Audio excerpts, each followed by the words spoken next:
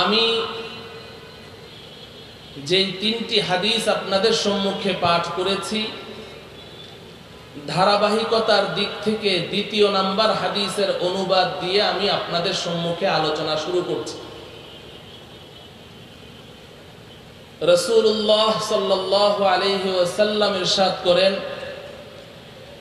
সাহাবায়ে কেরামকে লক্ষ্য করে বলেন, হে আমার সাহাবীরা শুনো, তোমাদের পূর্বে বনি ইসরাইল ছিল দুনিয়াতে।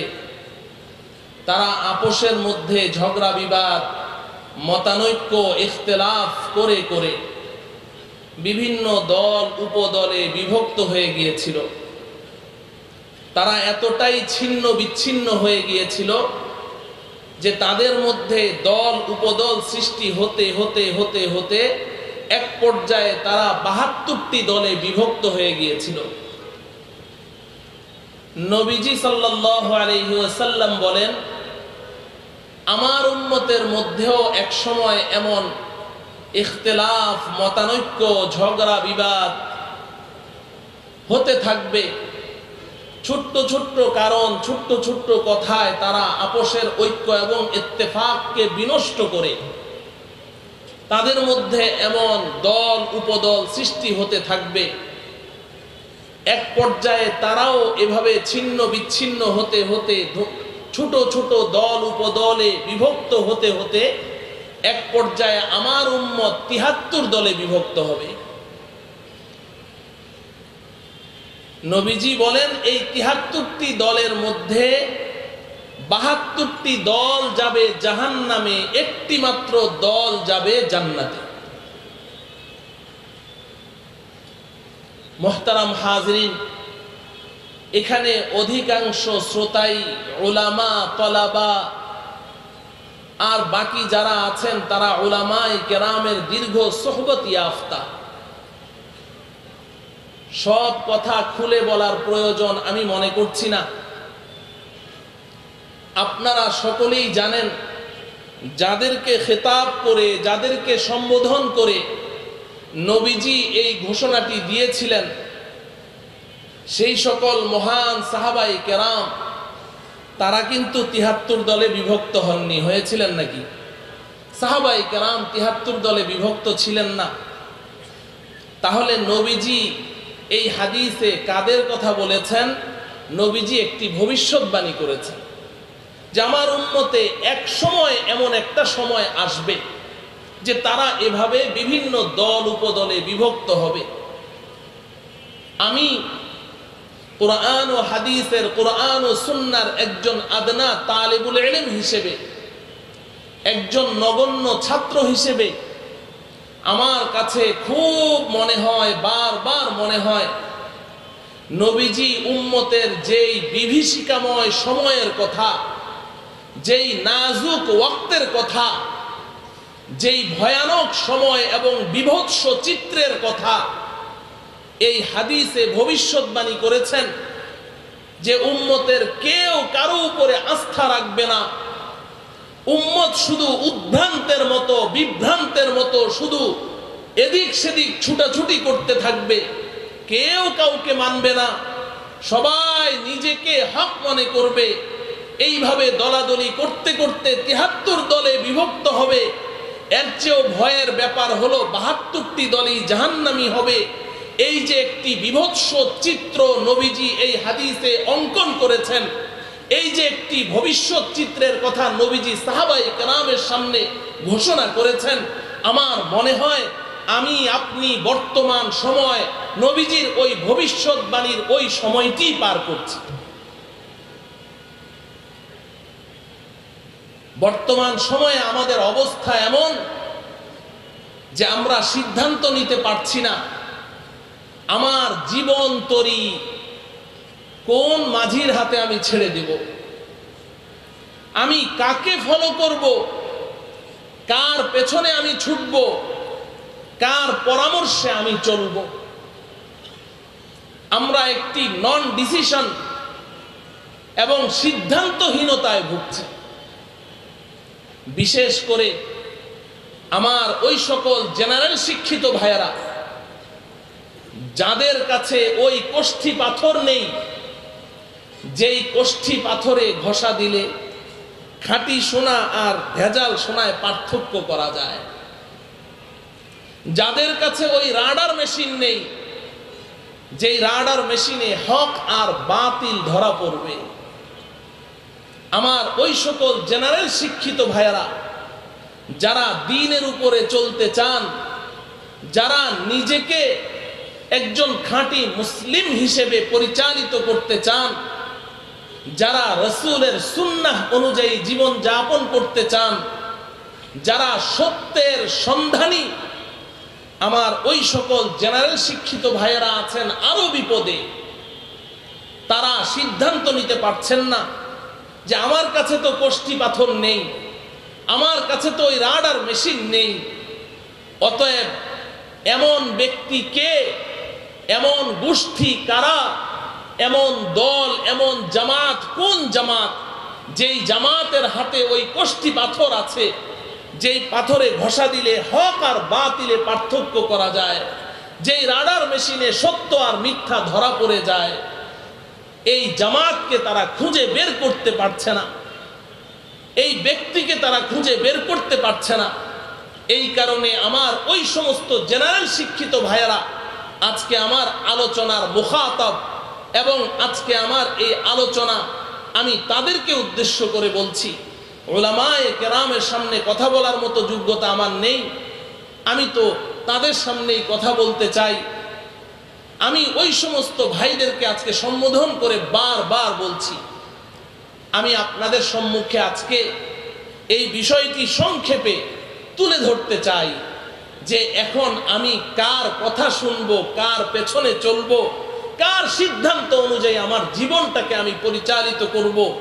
এক কথায় নবীজি এই হাদিসে যেই ৭৩টি দলের কথা বলেছেন তার মধ্যে ৭২টি তো গোমরাহ পথভ্রষ্ট, একটি মাত্র দল সত্যের পথের পথিক, একটি মাত্র দল সিরাতে মুস্তাকিমের উপরে পরিচালিত, একটি মাত্র দল জান্নাতি নাজাত প্রাপ্ত, মুক্তি প্রাপ্ত।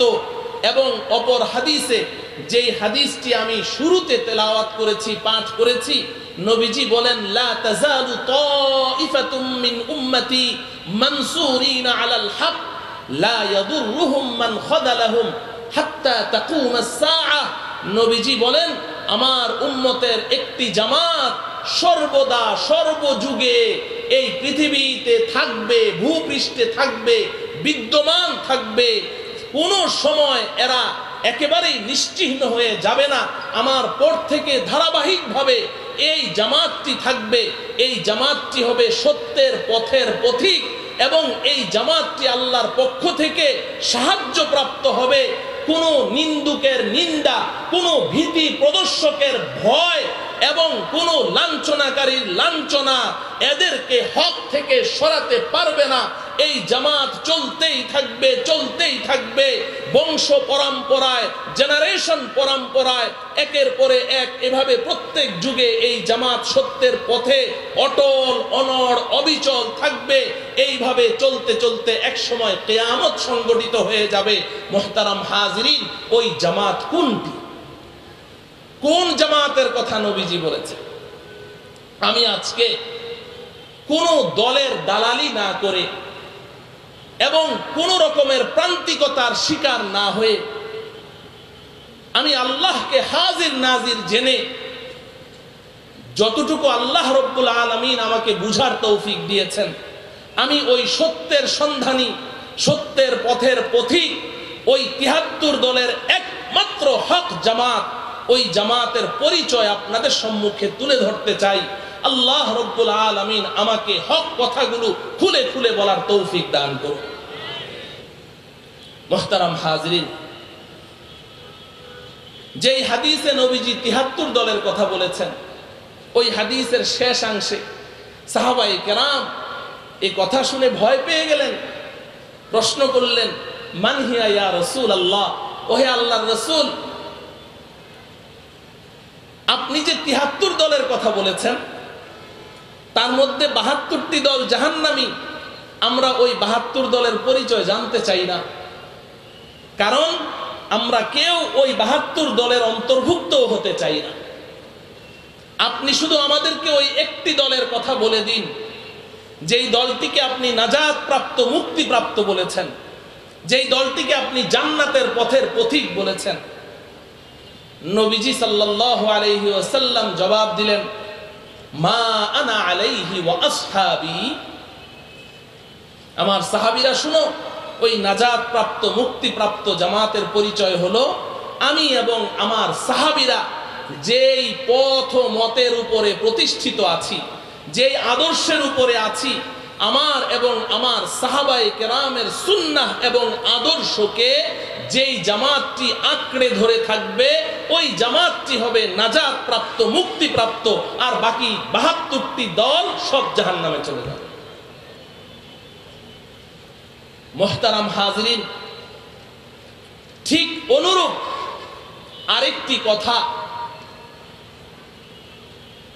বিশ্ববিখ্যাত মুফাসসিরে কোরআন আল্লামা জালালউদ্দিন সুয়ুতি রহমতুল্লাহি আলাইহি তার অনবদ্য তাফসীর গ্রন্থ আদ-দুররুল মানসুরের মধ্যে তিনি রিওয়ায়াত এনেছেন। কোরআনে হাকিমে আল্লাহ রাব্বুল আলামিন আরেকটি চমৎকার কথা বলেছেন, ইয়াউমা তাবিয়াদ্দু বুজুহুম ওয়া তাসওয়াদ্দু বুজুহ। দুনিয়াতে যদিও 73 দল, আল্লাহ পাক বলেন যে হাসরের ময়দানে আমি করে ফেলবো সমস্ত মানুষকে 2 দলে বিভক্ত। হাসরের ময়দানে আমি 2 দলে বিভক্ত করব, ওখানে আর এত দল থাকবে না। ইয়াউমা তাবিয়াদ্দু বুজুহ ওয়া তাসওয়াদ্দু বুজুহ। এক দলের চেহারা হবে নূরে নূরান্বিত, সাদা, শুভ্র, সুন্দর, আলোকিত, আলোক উজ্জ্বল, হাস্যাস বাস্যাস থাকবে তাদের চেহারা। ওয়া তাসওয়াদ্দু বুজুহ, আর আরেক দলের চেহারা থাকবে নিকুশ, কালো, বিকট, বিভৎস, কুৎসিত, ভয়ানক। এরপরে আল্লাহ পাক সামনে বলছেন, যেই দলের চেহারা কালো, কুৎসিত হবে, ভয়ানক হবে, বিভৎস চেহারার অধিকারী হবে, এদেরকে আমি জাহান্নামে নিক্ষেপ করব। আর যাদের চেহারাগুলো হাস্যাস বাস্যাস, আলোক উজ্জ্বল থাকবে, নূরে নূরান্বিত থাকবে, ওদেরকে আমি জান্নাতে প্রবেশ করিয়ে দেব। এই আয়াতের তাফসীরে আল্লামা জালালউদ্দিন সুয়ুতি রহমতুল্লাহি আলাইহি একটি রিওয়ায়াত নিয়ে এসেছেন তাফসীরে আদ-দুররুল মানসুরের মধ্যে। নবীজির 2 জন সাহাবী, হযরতে আব্দুল্লাহ ইবনে ওমর রাদিয়াল্লাহু তাআলা আনহুমা, আরেকজন হযরতে আবু সাঈদ আল খুদরি রাদিয়াল্লাহু তাআলা আনহু, এই 2 সাহাবী নবীজিকে জিজ্ঞাসা করলেন, ইয়া রাসূলুল্লাহ, হাসরের ময়দানে যেই মানুষগুলোর চেহারা হাস্যোজ্জ্বল হবে, নূরে নূরান্বিত হবে, আলোক উজ্জ্বল হবে, ফলশ্রুতিতে আল্লাহ পাক এদেরকে জান্নাতে প্রবেশ করিয়ে দিবেন, এই মানুষগুলোকে দুনিয়াতে আমরা চিনব কি করে? ভালো করে বুঝেন, দুনিয়াতে এই মানুষগুলোর পরিচয় কি হবে, এদেরকে চিনব কিভাবে? নবীজি সাল্লাল্লাহু আলাইহি ওয়াসাল্লাম উত্তরে বললেন, হুম আহলুস সুন্নাতি ওয়াল জামাআহ। দুনিয়াতে এদের পরিচয় হবে এরা আহলে সুন্নাত ওয়াল জামাআতের অন্তর্ভুক্ত হবে। হুবহু এই রিওয়ায়াতটি হযরতে আব্দুল্লাহ ইবনে আব্বাস রাদিয়াল্লাহু তাআলা আনহুমার সূত্রে বিশিষ্ট মুফাসসির হাফেজ ইবনে কাসির রাহমাতুল্লাহি আলাইহি তাফসীর ইবনে কাসিরের মধ্যে উল্লেখ করেছেন। সেখানেও ইবনে আব্বাস রাদিয়াল্লাহু তাআলা আনহুমাকে প্রশ্ন করা হয়েছিল, উনি উত্তরে বলেছেন, হুম আহলুস সুন্নাতি ওয়াল জামাআহ, এরা হবে আহলে সুন্নাত ওয়াল জামাআহ। মুহতারাম হাজিরিন, এই যে দুনিয়াতে আহলুস সুন্নাহ ওয়াল জামাআহ নাজাত প্রাপ্ত, মুক্তি প্রাপ্ত দলের পরিচয় হবে, এই আহলুস সুন্নাহ ওয়াল জামাআহ এই দল কারা? আমি এদের কিছু পরিচয় পেশ করতে চাই, তবে আমার কথায় নয়। আল্লাহ রাব্বুল আলামিন পবিত্র কালামুল্লাহ শরীফের সূরাতুল বাকারার 143 নং আয়াতে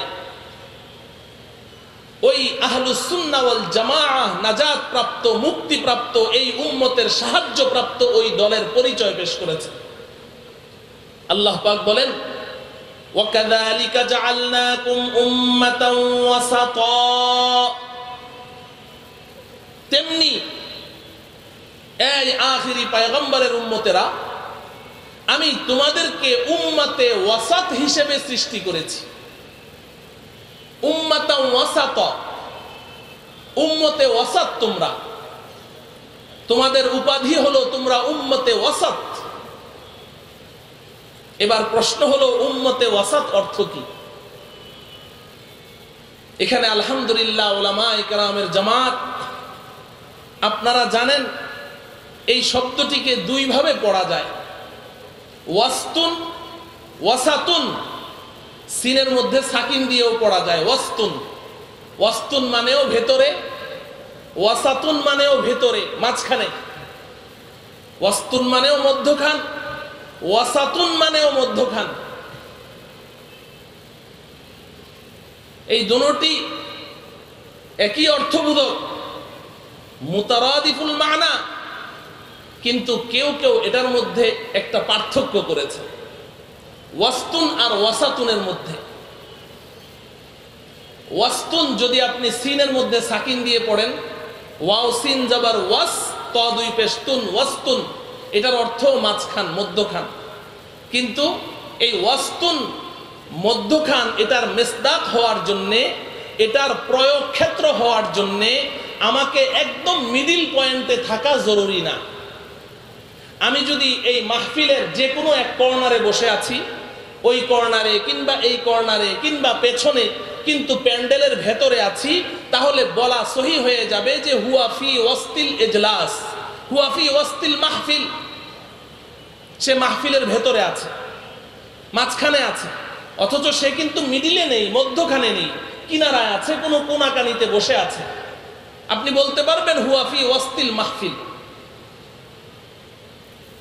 কিন্তু ওয়াসাতুন শব্দটির প্রয়োগ ক্ষেত্র যদি আপনি হতে চান, ওয়াসাতুন শব্দের মেসদাক যদি আপনি হতে চান সিনের মধ্যে জবর দিয়ে, তখন আপনাকে ঠিক মাহফিলের মিডিল পয়েন্টে বসে থাকতে হবে।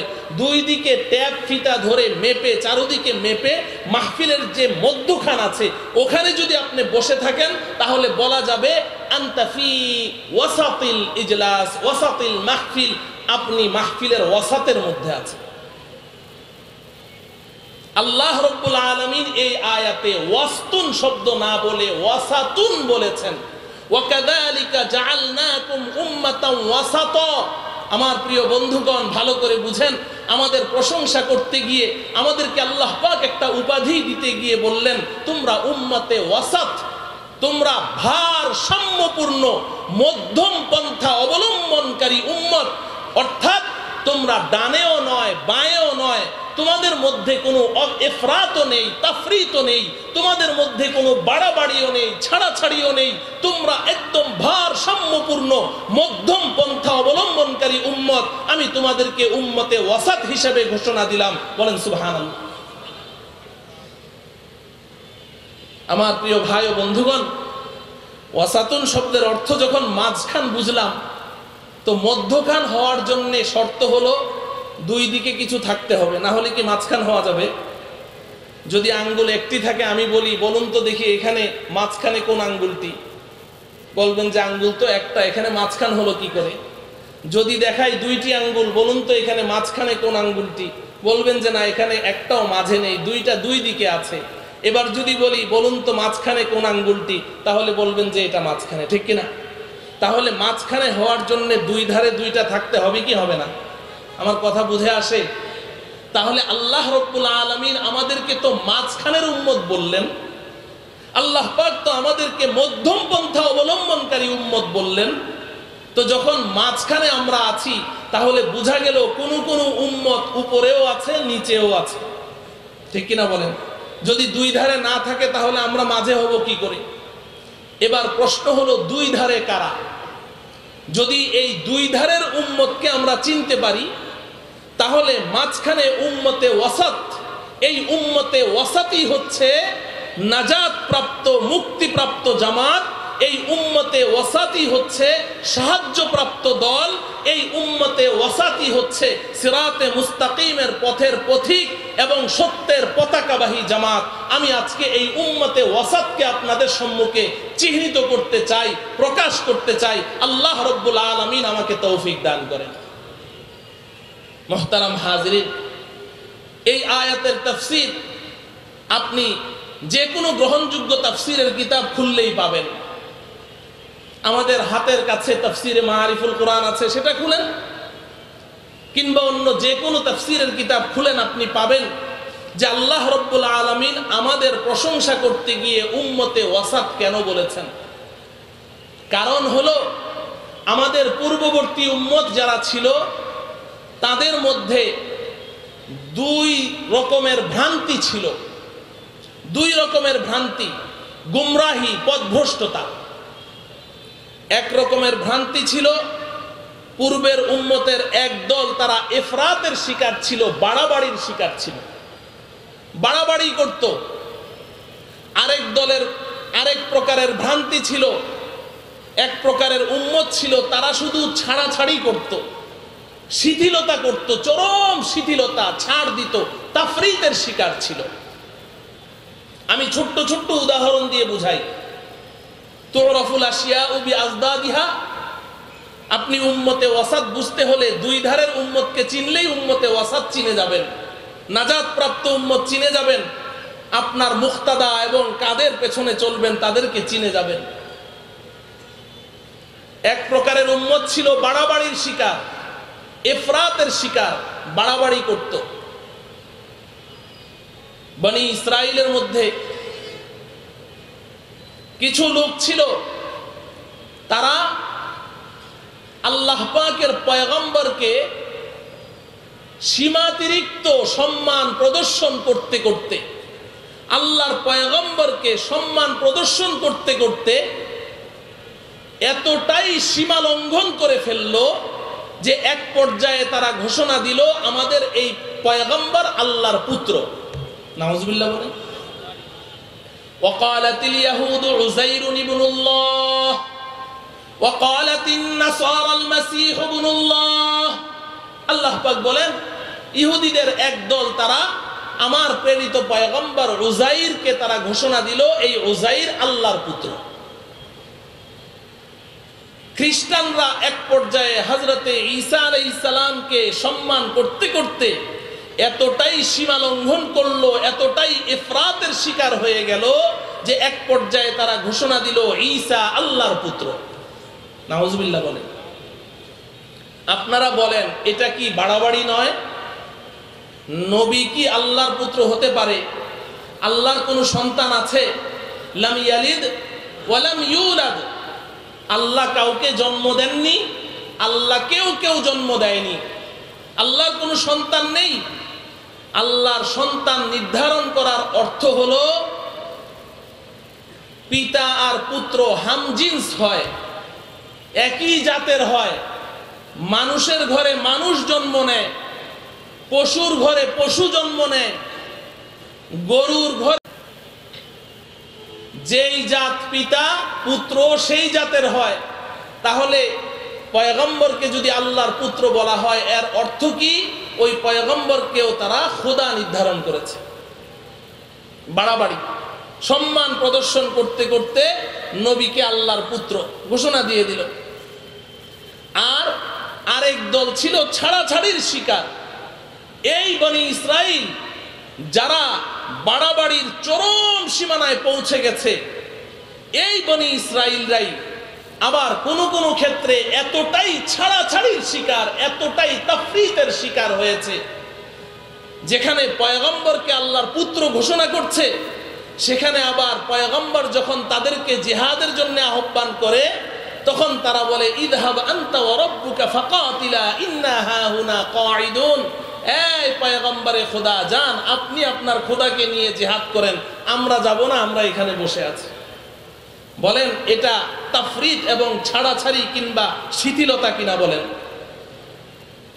শুধু তাই নয়, যারা বাড়াবাড়ির চরম সীমানায় পৌঁছে গিয়েছে, পয়গম্বরকে আল্লাহর পুত্র নির্ধারণ করেছে, সেই মানুষগুলোর হাতে আপনি তারিখ পড়েন, তাফসীরের কিতাব পড়েন, তারাই নিজ হাতে আল্লাহর পয়গম্বর, অসংখ্য পয়গম্বরকে অসম্মান করতে করতে, লাঞ্ছিত করতে করতে এক পর্যায়ে তারা নিজ হাতে অসংখ্য নবী রাসূলকে হত্যা পর্যন্ত করে দিয়েছে। তাহলে পূর্বের উম্মত ভুল ভ্রান্তির দিক থেকে তারা কেউ ছিল বাড়াবাড়ির শিকার আর কেউ ছিল ছাড়াছাড়ির শিকার। এবার আল্লাহ রাব্বুল আলামিন এই উম্মতের প্রশংসা করতে গিয়ে বলছেন, ওয়াকাযালিকা জাআলনাকুম উম্মাতান ওয়াসাতা, এই উম্মতে মুহাম্মাদি আমি তোমাদেরকে আমি আল্লাহ নিজে এই উপাধি দিলাম। পূর্বের যে সমস্ত উম্মতরা বাড়াবাড়ি করেছিল, যারা ছাড়াছাড়ি করেছিল, ইফরাত ও তাফরিতের শিকার ছিল, তোমরা ওই উম্মত, তোমরা কিন্তু বাড়াবাড়িরও শিকার হবে না, তোমরা কিন্তু ইফরাত করবে না, সীমা লঙ্ঘন করবে না, এরকম পয়গম্বরকে মর্যাদা দিতে দিতে আল্লাহর আসনে বসাবে না এবং পয়গম্বরকে অসম্মানও করবে না, ছাড়াছাড়িও করবে না। তোমরা হবে ভারসাম্যপূর্ণ মধ্যম পন্থা অবলম্বনকারী। মুহতারাম হাজিরিন, এতটুকু কথা যদি বুঝে আসে তাহলে আমি আপনাদের কাছে জানতে চাই, বেয়াদবি মনে না করলে একটু বলেন, আল্লাহ পাক তো আমাদেরকে বলেছেন আমাদের মধ্যে কোনো বাড়াবাড়ি থাকবে না, কোনো ছাড়াছাড়ি থাকবে না, কিন্তু আমরা এই কোরআন নাজিলের 1450 বছর পরে এসে এখন কি দেখছি? আমাদের মধ্যে বাড়াবাড়ি আছে না নাই? ছাড়াছাড়ি আছে না নাই? আমি বর্তমান সময়ে আমার জেনারেল শিক্ষিত দিনদার সাথীদেরকে বলছি, আপনারা তো সিদ্ধান্ত নিতে পারছেন না। আমি তো এখন এই 73 দলকে 3 দলে নিয়ে এসেছি। এবার এই 3 দলের মধ্যে যারা বাড়াবাড়ির শিকার তারাও জাহান্নামী, যারা ছাড়াছাড়ির শিকার তাদের সম্পর্কেও বলা হয়েছে তারা গোমরা এবং পথভ্রষ্ট। মধ্যম পন্থা অবলম্বনকারী ভারসাম্যপূর্ণ উম্মত যারা, তারাই হবে মানসুরিনা আলাল হক, তারাই হবে হক ও হক্কানিয়াতের পতাকাবাহী। আমি ওই 2 দলের পরিচয় যদি আপনাদের সম্মুখে পেশ করতে পারি তাহলে এই মধ্যম পন্থা অবলম্বনকারী এই জামাতকে আপনারা চিনে নিন এবং এই জামাতের সাথে আমরণ চলার, তাদের দিক নির্দেশনা অনুযায়ী নিজের জীবনকে পরিচালিত করার প্রতিজ্ঞা নিয়ে এই মাহফিল থেকে যাবেন। ইনশাআল্লাহ এই মাহফিল সার্থক হবে। মুহতারাম হাজিরিন, সময় যেহেতু বেঁধে দেয়া, আমি 2টা দলকে আপনাদের সম্মুখে পরিচিত করতে পারবো কিনা আমি জানি না। একটা করে শুরু করি। 1 নাম্বার আমি বলেছি বাড়াবাড়ির শিকার। বাড়াবাড়ি যারা করে, ইফরাত করে, আল্লাহ পাক কোরআনে কারীমে তাদের এক পরিচয় তো দিলেন, ওয়াকালাতিল ইয়াহুদু উযাইরুন ইবনুল্লাহ ওয়াকালাতিন নাসারাল মাসীহ ইবনুল্লাহ। ইহুদি খ্রিস্টানরা রাসূলকে আল্লাহর সন্তান নির্ধারণ করেছে তথা নবীকে আল্লাহর সাথে শরীক করেছে। বলেন ঠিক কিনা? আল্লাহর সাথে নবীকে শরীক করেছে, তারা শিরকে লিপ্ত হয়েছে।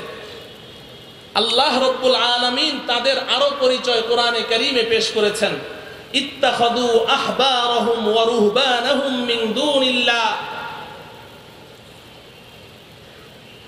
তারা তাদের ধর্মীয় নেতা, ধর্মযাজক, তাদের মধ্যে যারা পাদ্রী ছিল, ধর্মযাজক ছিল, ধর্মীয় পরামর্শক ছিল, তারা ওই সমস্ত ধর্ম বিষয়ক পরামর্শক যারা ছিল, ধর্মগুরু ছিল, আল্লাহকে বাদ দিয়ে তারা এই সমস্ত ধর্মীয় নেতাদেরকে তাদের বিধানদাতা মনে করত। ধর্মীয় নেতাদেরকেই তারা মনে করত যে এরাই হচ্ছে আমাদের নাজাত এবং মুক্তির সনদ এবং এদেরকেই ফলো করতে হবে। আল্লাহকে বাদ দিয়ে তারা তাদের পেছনে ছুটেছে এবং এদের মর্যাদা বাড়াতে বাড়াতে এরাও এক পর্যায়ে শিরকের মধ্যে লিপ্ত হয়ে গেছে। এখন আসেন, বর্তমান সময়ে যদি আমি হক জামাতকে খুঁজে বের করতে চাই তাহলে এই ইফরাত আর তাফরিদ, বাড়াবাড়ি আর ছাড়াছাড়ির শিকার এই 2 দলের মাঝখান থেকে ওই দলকে বের করতে হবে। আমি শুরুতে সুস্পষ্টভাবে কথা বলতে চাই, আমি কোনো ব্যক্তি বা কোনো গোষ্ঠীকে কটাক্ষ করার জন্যে, ছোট করার জন্যে আমি কোনো কথা বলবো না। শুধু আমাদের ঈমানের হেফাজতের জন্যে এবং আমরা হক জামাতকে অনুসন্ধান করার জন্যে, যেহেতু বাতিল এবং গুমরাহকে পরিচিত করতে হয়, এই কারণে আমি বলছি, কাউকে ছোট করার জন্য নয়। আমাদের দেশে এই জাতীয় কিছু মানুষ যারা বাড়াবাড়ির শিকার, এই মানুষগুলোকে বিভ্রান্ত করছে, পথভ্রষ্ট করছে আমাদের দেশের কিছু ভণ্ড পীর। আমি আপনাদের এলাকার খবর বিশেষ জানি না, আপনারা তো শুনেছেন আমি ঢাকা থেকে এসেছি। আমি আজকে থেকে আরো বেশ কয়েক বছর আগের কথা বলছি। আপনারা আমাদের দেশের একজন প্রখ্যাত মুফতি, একজন প্রখ্যাত আলেম মুফতি দিলাওয়ার হুসাইন দামাত বারাকাতুহুমের নাম জানেন। তারও তো এই মাহফিলে আসার কথা ছিল, অসুস্থতার কারণে আসতে পারেননি। মুফতি দিলাওয়ার সাহেবের বাসার সামনে একটা মাঠ আছে। এই মাঠটার নাম এতদিন ছিল চিলড্রেন পার্ক মাঠ। এখন এই মাঠের নাম হলো শেখ রাসেল খেলার মাঠ। এই মাঠে একজন বক্তা বয়ান করছেন, পরবর্তীতে ওই বক্তা, যার বক্তৃতার কথা এখন আপনাদেরকে শোনাবো, তিনি আমাদের দেশের জাতীয় মসজিদের খতিব হয়েছিলেন, এখন নেই। তিনি তার বয়ানের মধ্যে বলছেন যে আমার পীর ও মুর্শিদ যখন মারা গেলেন, ওনার পীর ও মুর্শিদ হচ্ছেন আটরশির মরহুম পীর, যিনি বর্তমান আছেন তার কথা বলছি না। আটরশির মরহুম পীর হাসমতুল্লাহ, নাম কি? হাসমতুল্লাহ, তার কথা বলছেন যে আমার পীর ও মুর্শিদ যখন মারা গেলেন, মারা যাওয়ার 3 ঘন্টা পরে আমার মোবাইল বেজে উঠল। মোবাইল রিসিভ করে কানে লাগানোর সাথে সাথে অপর প্রান্ত থেকে আমার মুর্শিদ নিজে আমার সাথে কথা বলছেন। নাউজুবিল্লাহ বলেন। আমার কথা বুঝে আসলো? মুর্শিদ মারা যাওয়ার 3 ঘন্টা পরে আমার মোবাইল বেজে উঠল, অপর প্রান্ত থেকে মুর্শিদ আমার সাথে কথা বলছেন। ফোনে বলছেন, সালাউদ্দিন, আমি তো দুনিয়া থেকে চলে আসলাম, আমার রেখে যাওয়া বাকি কাজগুলো তোমার দায়িত্বে রেখে গেলাম, বাকি কাজগুলো তুমি সম্পন্ন করো। আমি নিজ কানে শুনেছি, অতএব আমার বলতে কোনো ভয় নেই, আমার বাসার পাশে। দ্বিতীয় নাম্বার কথা বললেন, ভালো করে বুঝেন, আল্লাহ পাক আপনাদেরকে সুস্থ এবং সুষ্ঠু বিবেক দিয়েছেন। আমার প্রিয় ভাই ও বন্ধুগণ, আমার জেনারেল শিক্ষিত ভাইয়েরা ভালো করে শুনেন। দ্বিতীয় কথা তিনি বললেন, আমার পীর ও মুর্শিদ মারা যাওয়ার পরে তার লাশ কে ধোয়াবে, তাকে গোসল দিবে কে, এটা নিয়ে তার খলিফাদের মধ্যে মতানৈক্য সৃষ্টি হলো। সবাই গোসল দিতে চায়। পরামর্শ বৈঠক বসলো। এতটুকু বলে তারপরে তিনি একটা ঘটনা বললেন, সম্পূর্ণ মিথ্যা, জাল, অলিক একটা কথা বললেন। তিনি বললেন যে নবীজি সাল্লাল্লাহু আলাইহি ওয়াসাল্লাম ইন্তেকাল করার পরে সাহাবায়ে কেরামের পরামর্শ বৈঠক বসলো, নবীজির লাশ কে ধোয়াবে। পরামর্শে সিদ্ধান্ত হলো যে আলী নবীজির লাশ ধোয়াবে। হযরতে আলী রাদিয়াল্লাহু তাআলা আনহু পরামর্শ মতে, সিদ্ধান্ত অনুযায়ী নবীজিকে গোসল দেওয়ার জন্য গেলেন। চারদিকে পর্দা, ভেতরে হযরতে আলী।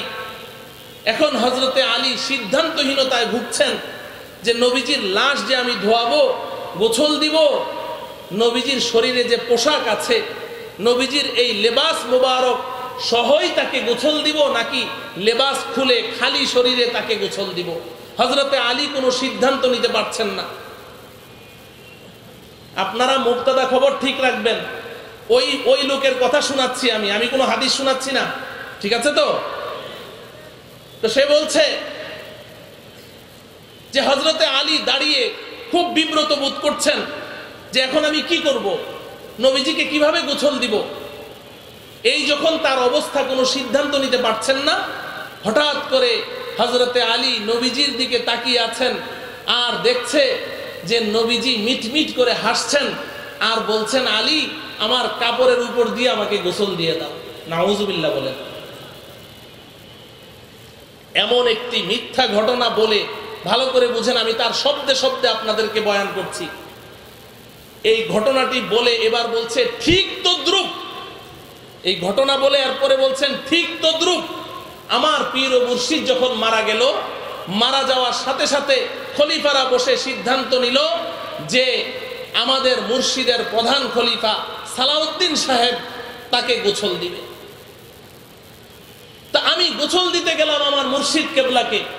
গোসল দিতে গিয়ে যখন পর্দার ভেতরে ঢুকলাম, এখন আমিও সিদ্ধান্তহীনতায় ভুগছি যে আমি কি মুর্শিদে কেবলার কাপড় খুলবো কি খুলবো না। আমি কোনো সিদ্ধান্ত নিতে পারছি না। হঠাৎ করে মুর্শিদে কেবলার চেহারার দিকে তাকিয়ে আছি, দেখি মুর্শিদে কেবলা মিটমিট করে আমার দিকে তাকিয়ে হাসছেন আর বলছেন, সালাউদ্দিন আমার কাপড়ের উপর দিয়ে পানি ঢেলে দেন। নাউজুবিল্লাহ বলবেন না। মুহতারাম হাজিরিন, আমি শুধু কথাগুলো আপনাদের সামনে পেশ করছি, ঘড়ির সময় তো খুব দ্রুত চলছে। এই ভদ্রলোক পরবর্তীতে জাতীয় মসজিদের খতিব হয়েছেন।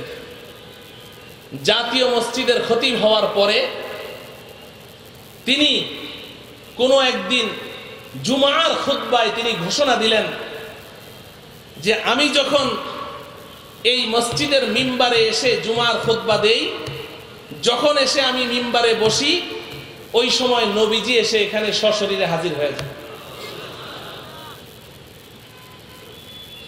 আমি কথাগুলো আপনাদের বিবেকের কাছে রেখে যাচ্ছি, সিদ্ধান্ত আমার না, আপনাদের হাতে। তিনি ঘোষণা দিলেন নবীজি এখানে হাজির হয়ে যান। আমি আপনাদের কাছে নিবেদন করতে চাই, এখানে এসে ওনার এই ঘোষণার উপরে বুখারী শরীফের একটি রওয়ায়াত এসেছে, একদিন রাসূলুল্লাহ সাল্লাল্লাহু আলাইহি ওয়াসাল্লাম কোন এক কবিলায়, কোন একটি বস্তিতে বিচার করতে গিয়েছেন, দরবার করতে গিয়েছেন। তো ওখানে যাওয়ার পরে ওই বিচার কার্য শেষ হতে হতে এদিকে নামাজের ওয়াক্ত হয়ে গেছে। বুখারী শরীফে এসেছে কিতাবুস সালার মধ্যে, নামাজের ওয়াক্ত হয়ে গেছে। হযরতে বেলাল রাদিয়াল্লাহু তাআলা আনহু, সিদ্দিকে আকবর হযরতে আবু বকর সিদ্দিক রাদিয়াল্লাহু তাআলা আনহুকে গিয়ে বললেন, আবু বকর, নবীজি তো আসছেন না, আপনি কি আমাদের নামাজটা পড়াবেন? হযরতে আবু বকর জবাবে বললেন, যদি তোমরা বলো আমি পড়াতে পারি। তো অন্যান্য সাহাবারা বললেন যে হ্যাঁ হ্যাঁ আবু বকর আপনি পড়ান, আপনি পড়ান। আবু বকর সাহাবায়ে কেরামের কত প্রিয় ছিলেন, তার মর্যাদা কি ছিল, এগুলো অনেক আলোচনা হয়েছে এই মজলিসে। হযরতে আবু বকর সিদ্দিক রাদিয়াল্লাহু তাআলা আনহু ইমামতের জায়নামাজে দাঁড়িয়ে নামাজ শুরু করে দিলেন। সাহাবায়ে কেরাম পেছনে ইক্তেদা করলেন, নামাজ শুরু হয়ে গেছে। যখন আবু বকর নামাজ শুরু করলেন, এর মধ্যে নবীজি সাল্লাল্লাহু আলাইহি ওয়াসাল্লাম এসে মসজিদে নববীতে ঢুকলেন। সাহাবায়ে কেরাম যখন টের পেলেন যে নবীজি এসেছেন, এবার সাহাবায়ে কেরাম প্রত্যেকেই নামাজের মধ্যে নিয়ত বাঁধা অবস্থায় নিজ নিজ ডান হাতে রানের উপরে এভাবে থাপড়াতে শুরু করলেন নামাজের মধ্যে। উদ্দেশ্য আবু বকরকে সতর্ক করা যে নবীজি কিন্তু এসে গেছে। এখানে আপনারা প্রশ্ন করতে পারেন, প্রথম প্রশ্ন হলো, আবু বকর নামাজ পড়াচ্ছেন, সাহাবায়ে কেরাম নামাজ পড়ছেন, নবীজি ঢুকলেন, ওনারা দেখলেন কি করে? ওনাদের নামাজের মনে হয় খুশুখুজু ছিল না, এমন প্রশ্ন মনে জাগতে পারে। আচ্ছা, নবীজি ঢুকলেন ভালো কথা, ওনারা সবাই এভাবে রানের মধ্যে থাপড়ানো শুরু করলেন, এটা আবার কোন কাজ? আপনাদের অনেকের কাছে এটা ব্যতিক্রম কিছু মনে হতে পারে। এর চেয়েও আরো অনেক কিছুই নামাজে ইবতিদায়ে ইসলামে জায়েজ ছিল। এগুলো বলতে গেলে অনেক লম্বা কথা। ইবতিদায়ে ইসলামে, ইসলামের শুরুর যুগে সাহাবায়ে কেরাম নামাজের মধ্যে কথাও বলতেন, সালাম কালাম চলতো, হাঁচির জবাব চলতো, কথাবার্তা চলতো। এগুলো ধীরে ধীরে ধীরে ধীরে যখন আল্লাহ রাব্বুল আলামিন এই আয়াত নাযিল করলেন ওয়াকুমু লিল্লাহি কানিতিন আই সাকিনিন সাকিতিন, তখন এগুলো বন্ধ হয়ে গেছে। আগে এগুলো সব জায়েজ ছিল। সাহাবায়ে কেরাম এভাবে যখন সতর্ক করলেন, আবু বকর বুঝে গেলেন যে নবীজি এসেছেন। যখন আবু বকর টের পেয়ে গেছেন যে নবীজি এসেছেন, নবীজি আবু বকরের পেছনে দাঁড়ানো, তো তিনি তখন হাত উঁচু করে পেছনের দিকে সরে আসছেন। নবীজি পেছন থেকে বললেন, আবু বকর তুমি যেখানে আছো সেখানেই থাকো, তুমি নামাজ পড়াও, আমি তোমার পেছনে আছি, পেছনে আসার দরকার নেই, ভালো করে বুঝেন। নবীজি নিষেধ করলেন, নামাজ চলছে। আবু বকর নবীজির নির্দেশ উপেক্ষা করে তিনি পেছনে চলে আসলেন। নবীজি যখন দেখলেন আবু বকর পেছনে চলে এসেছে, এবার নবীজি আর কি করবেন, সামনে গেলেন, নামাজ পড়ালেন। নামাজের পরে আবু বকরকে ডেকে বললেন, আবু বকর ব্যাপার কি? আমি তোমাকে নিষেধ করলাম পেছনে আসার জন্যে, তুমি আমার কথা না শুনে পেছনে কেন এসেছো? নামাজ পড়াওনি কেন? হযরতে আবু বকরের জবাবটা শুনেন। হযরতে আবু বকর সিদ্দিক রাদিয়াল্লাহু তাআলা আনহু উত্তর দিলেন, মা লি ইবনি আবি কুহাফাতা আন ইয়াউম্মা রাসূলুল্লাহ সাল্লাল্লাহু আলাইহি ওয়াসাল্লাম। ওহে আল্লাহর রাসূল, আপনি যতই আমাকে নামাজ পড়াতে বলেন, কিন্তু আবু কুহাফার পুত্র আবু বকরের এত বড় স্পর্ধা হয়নি যে রসুলের সামনে ইমামতি করবে, রসুলকে পেছনে রেখে আবু বকর নামাজ পড়াবে, এত বড় সাহস আবু বকরের এখনো হয়নি। মুহতারাম হাজিরিন, এই ঘটনাটুকু আপনাদের সম্মুখে নিবেদন করে এবার আমি ওই খতিব সাহেবের কাছে জানতে চাই, আপনি সত্য বলেছেন না মিথ্যা বলেছেন আপনি ভালো জানেন। আপনার বর্ণনা মতে আপনি যখন মসজিদের মিম্বারে বসেন, নবীজি যদি সশরীরে এখানে উপস্থিত হয়ে যায়, কিছুক্ষণ পরেই তো জুমার নামাজ, নবীজি যেখানে উপস্থিত সেখানে আবু বকর ইমামতি করাকে বেয়াদবি মনে করেন, তাহলে জাতীয় মসজিদে আপনি যখন উপস্থিত, তখন যদি নবীজি সশরীরে উপস্থিত থাকে, আপনি কত বড় বেয়াদব! নবীজিকে ইমামতি করতে না দিয়ে আপনি কেন ইমামতি করলেন? কি জবাব? কেন আপনি ইমামতি করলেন? কোনদিন কি পত্র পত্রিকায় আপনারা দেখেছেন যে আজকে বাংলাদেশের জাতীয় মসজিদে জুমার নামাজের ইমামতি নবীজি করেছেন? এরকম দেখেছেন নাকি? আমি তো দেখিনি। আমি আপনাদের বিবেকের কাছে কথাগুলো রাখছি। অতএব যারা এই দাবি করেন যে আমরা যখন দরুদ পড়ি, আমরা যখন ইয়া নবী সালামু আলাইকা বলি, তখন নবীজি সশরীরে এসে যান, তাদের বিবেকের কাছেও আমি এই প্রশ্ন রাখলাম। মুহতারাম ভাইও, এরা ওই যে নবীকে সম্মান করতে করতে, নবীকে সম্মান করতে করতে ইহুদি খ্রিস্টান তারা যেমন নাকি আল্লাহ পাকের সমকক্ষ আল্লাহর তুলনা করেছে, আল্লাহর সাথে তুলনা করেছে, আল্লাহর সন্তান সাব্যস্ত করেছে, আজকে আমাদেরকে আল্লাহ পাক উম্মতে ওয়াসাত ঘোষণা করলেন। আরে উম্মতে ওয়াসাত ঘোষণা করলে যদি সেই লকব এবং উপাধি তোমার সাথে রাখতে চাও, তুমি যদি সেই উম্মতে ওয়াসাতের অন্তর্ভুক্ত হতে চাও, তুমি যদি আহলুস সুন্নাহ ওয়াল জামাতে শামিল থাকতে চাও, তাহলে তোমাকে ওই ইফরাত বর্জন করতে হবে, ওই বাড়াবাড়ি বর্জন করতে হবে। তারা যেমন আল্লাহর সাথে রাসূলকে শরীক করেছে, আজকে তোমরাও আল্লাহর সাথে রাসূলকে শরীক করছো। শিরিক দুই প্রকার মনে রাখবেন, একটি হলো শিরিক ফিজ জাত, আরেকটি শিরিক ফিজ সিফাত।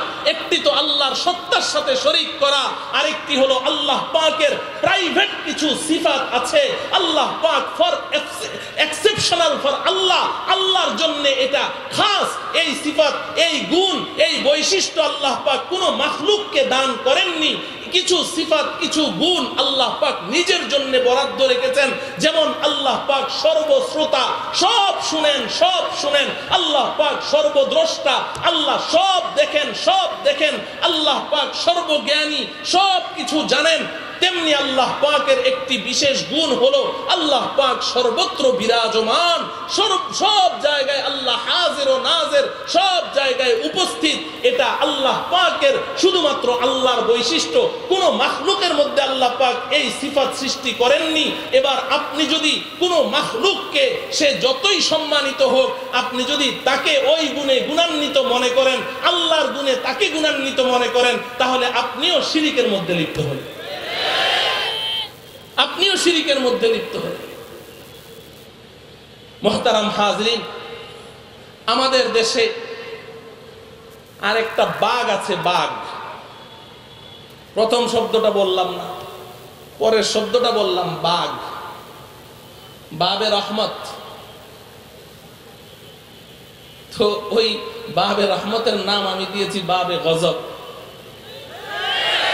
এই বাবে গজবে যে মানুষটা আছে, এই মানুষটা, তার প্রথম দাবি হলো সে আল্লাহকে সরাসরি দেখে এবং তার মুরিদান যারা আশিকে রসুল আছে তাদের সবাইকে সে আল্লাহকে দেখিয়ে দেয়। অথচ কোরআনে হাকিমে আল্লাহ পাক কি বলছেন? এই দুনিয়ার চর্মচক্ষু দ্বারা কেউ আল্লাহকে দেখতে, লা তুদরিকুহুল আবসার ওয়া হুয়া ইউদরিকুল আবসার ওয়া হুয়াল লাতীফুল খবীর। নবীদের মধ্যে একজন নবী আল্লাহকে দেখার জন্য আবদার করেছিলেন। সেই নবীর নাম কি? হযরতে মূসা আলাইহিস সালাম। কিন্তু আল্লাহ পাক কি দেখা দিয়েছেন? আল্লাহ পাক পরিষ্কার বলছেন, ফালাম্মা জাআ মূসা লিমিকাতিনা ওয়া কাল্লামাহু রাব্বুহু ক্বালা রাব্বি আরিনি আনজুর ইলাইক قال لن تراني ولكن انظر إلى الجبل فإن استقر مكانه فسوف تراني فلما تجلى ربه للجبل جعله دكا وخر موسى صعقا فلما أفاق قال سبحانك تبت إليك وأنا أول المؤمنين। মুসা আলাইহিস সালাম বললেন, কথা বলতে বলতে এক পর্যায়ে তার ভালোবাসার দরিয়ায় এমন ঢেউ খেললো, রব্বি আরিনি আনজুর ইলাইক, ও আল্লাহ একটু দেখা দাও। আল্লাহ পাক বললেন, লান তারানি, এ মুসা কোশ্চিন কালেও নয়, কোশ্চিন কালেও নয়, কোয়াইট ইম্পসিবল, একেবারেই অসম্ভব, আমাকে দেখা সম্ভব নয়। কিন্তু মুসা তো মুসা, আল্লাহ একটু আল্লাহ একটু দেখা দাও, এক নজর। তো আল্লাহ পাক হযরতে মুসাকে নিভৃত করার জন্য, তাকে নিভৃত করার জন্য বললেন, ঠিক আছে একটা ইন্টারভিউ হোক। ওয়ালাকিন ইনজুর ইলাল জাবাল, ওই পাহাড়টার দিকে তাকিয়ে থাকো। ফাইন ইস্তাকাল্লা মাকানাহু ফাসাউফা তারানি, যদি ওই পাহাড়টা আপন অবস্থায় অপরিবর্তিত থাকে, ওই পাহাড়ের মধ্যে কোনো রদবদল পরিবর্তন না হয়, তাহলে তুমি আমাকে দেখতে পাবে। মুসা বললেন, ঠিক আছে। ইন্টারভিউ দেওয়ার জন্য প্রস্তুত। তিনি ওই পাহাড়ের দিকে তাকিয়ে আছেন। তখন তো মুসা ইশকের দরিয়ায় ভাসছেন, তিনি তো মোহাব্বতের সাগরে হাবুডুবু খাচ্ছেন। না হলে মুসা তো মুসা, তিনি তো ছেড়ে কথা বলার লোক না। তিনি তো বলতে পারতেন যে আল্লাহ আপনি কি আমার ইন্টারভিউ নিচ্ছেন না পাহাড়ের ইন্টারভিউ নিচ্ছেন?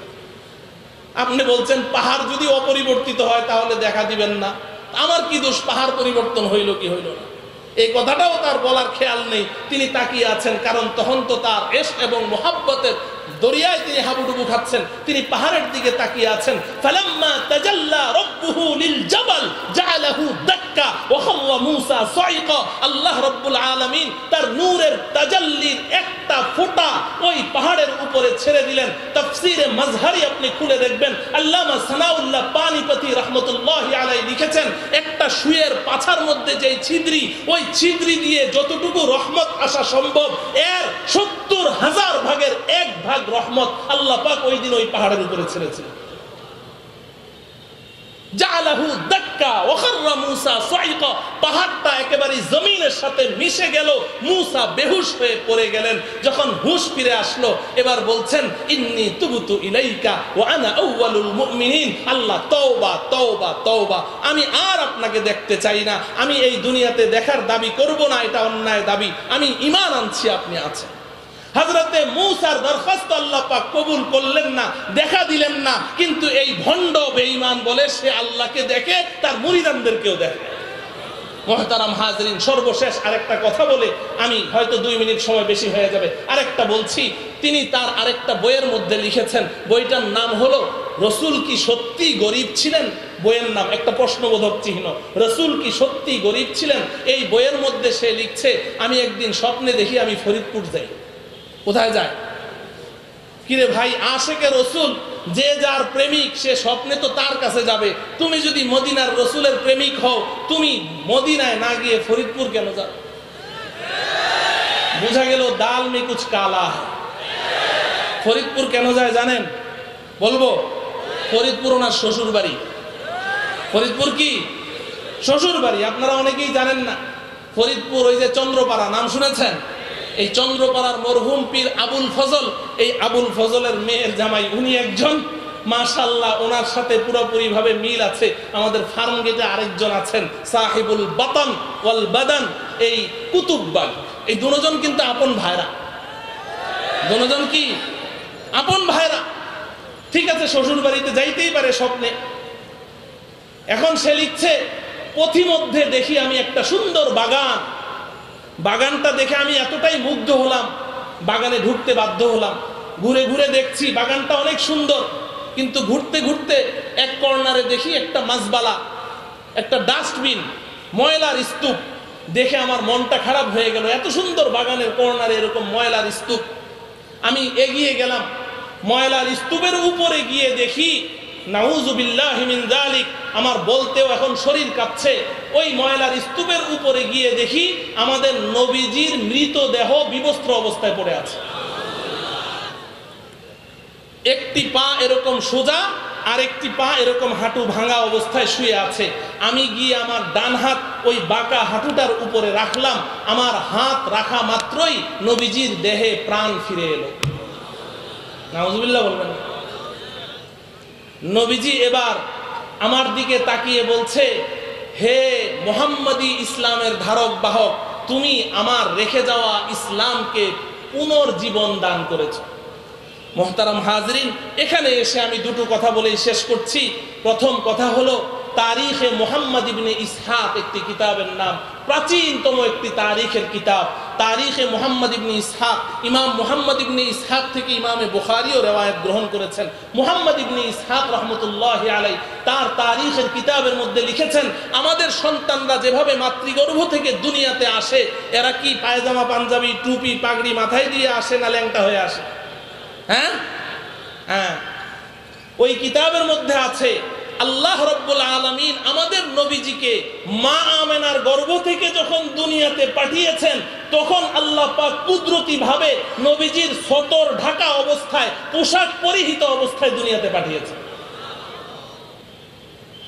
এবং ওই কিতাবের মধ্যে আছে নবীজির দুধমা হযরতে হালিমা রাদিয়াল্লাহু তাআলা আনহা, তিনি বলেন যে আমার কলিজার ধন মুহাম্মদ যখন আমার ঘরে দুগ্ধপুষ্য শিশু, একদিন চাঁদনি রাত মুহাম্মদকে ঘরে রেখে আমি বাইরে সংসারের কাজ করছি, হঠাৎ দেখি আকাশের চাঁদ খুব দৌড়াদৌড়ি করছে, লাফালাফি করছে, এক জায়গায় স্থির নাই। আমি ভয়ে দৌড়ে ঘরে গেলাম।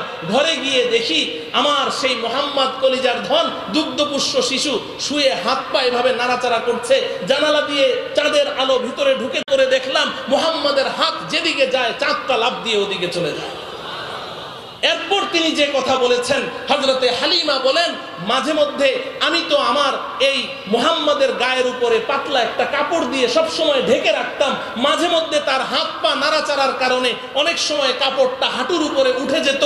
আমি প্রায় দেখেছি যখনই তার হাত পা নাড়াচাড়ার কারণে ওই কাপড়টা যখন হাঁটুর উপরে উঠে যেত, অদৃশ্য থেকে একটা হাত এসে টেনে ওই কাপড়টা আবার লম্বা করে দিত। মোহতারাম হাজরিন, ৩ নম্বর ঘটনা বুখারী শরীফ সহ অসংখ্য হাদিসের কিতাবে আছে। নবীজি সাল্লাল্লাহু আলাইহি সাল্লাম যখন ছোট ছিলেন, কাবা ঘর পুনর্নির্মাণ হয়েছে ৮ম বার। ওই সময় অন্যান্য যুবকদের সাথে নবীজিও ইট মাথায় করে নিচ্ছেন। অন্যান্য যুবকেরা ইট মাথায় নিলে ব্যথা লাগে, সবাই নিজ নিজ লুঙ্গি খুলে ভাঁজ করে মাথায় দিয়ে এবার উলঙ্গ হয়ে তারা ইট নেয়, কাবা ঘরের এই খেদমত করে।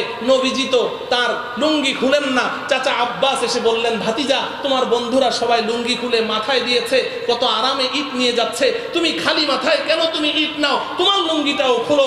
আপনি কিতাব খুলে দেখেন নবীজি চাচার কথা মানবেন নাকি তার সতর খুলবেন? যদি সতর খুলেন তাহলে তার সতর খুলে যায়, লুঙ্গি খুললে সতর দুনিয়ার মানুষ দেখে ফেলবে।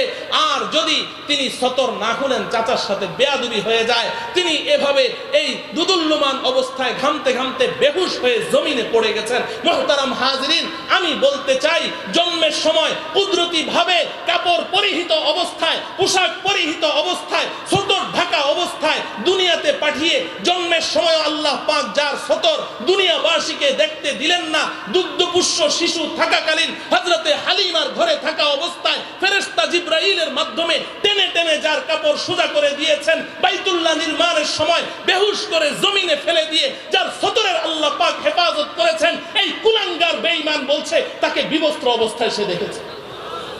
মুহতারাম হাজরিন, এই হচ্ছে আমাদের দেশের বাড়াবাড়ির চিত্র। আমি এই চিত্রটাও পুরোপুরি আপনাদের সামনে পেশ করতে পারলাম না, তবে আকলমন্দরা ইশারা কাফিস, যারা বিবেকবান তাদের জন্য ইশারাই যথেষ্ট। যারা ইফরাতের শিকার, যারা বাড়াবাড়ির শিকার, তাদের পরিচয়টুকু পেশ করলাম।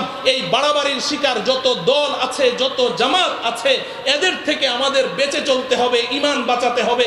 একটা থেকে বাঁচান, আর আরেকটা যদি আল্লাহ পাক তৌফিক দেন আগামী বছর হায়াতে থাকে আর আমাকে সুযোগ দেয়া হয়, তাহলে ওই ছাড়াছাড়ির শিকার ওই দলটার পরিচয় ইনশাআল্লাহ পেশ করব।